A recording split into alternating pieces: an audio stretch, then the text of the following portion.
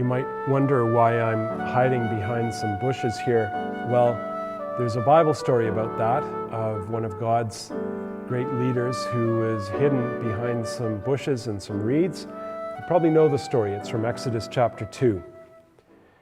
Now a man of the tribe of Levi married a Levite woman, and she became pregnant and gave birth to a son. When she saw that he was a fine child, she hid him for 3 months.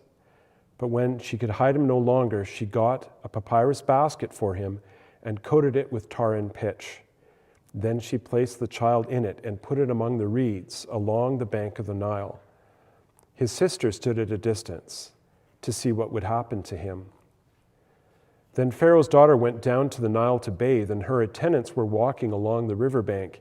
She saw the basket among the reeds and sent her female slave to get it. She opened it and saw the baby.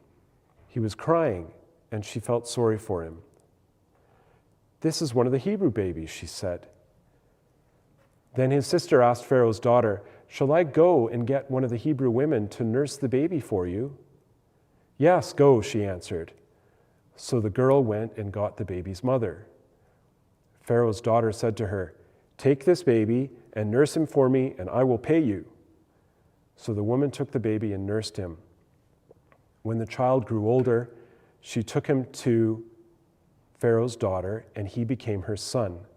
She named him Moses, saying, "I drew him out of the water." The story about the Israelites, of course, has its impact on our lives too. But let's start first with the Israelites to see what God was doing there. God heard their cries. They were in bondage in Egypt. They were slaves. And God planned a deliverance. So what did he do? He gave them Moses. He took this baby boy and supernaturally preserved his life at a time when children were being killed by Pharaoh. And the irony in the story is Moses' mother was even paid to be Moses' nurse. So she was paid to do a job that she would have done normally anyways and willingly anyways. Of course, this also meant that Moses and his family weren't completely separated when he was being raised in the palace by Pharaoh's daughter. And so we see that God worked in the situation to bring hope to his people. Even though he started in a small way, God started with one baby, one young child who later grew into be one of God's great leaders.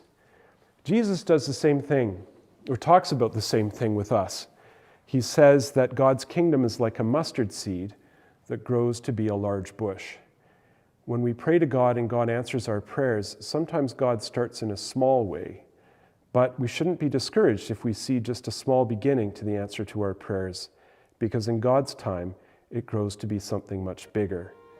God offers us hope through the story of Moses, and he offers hope to everyone.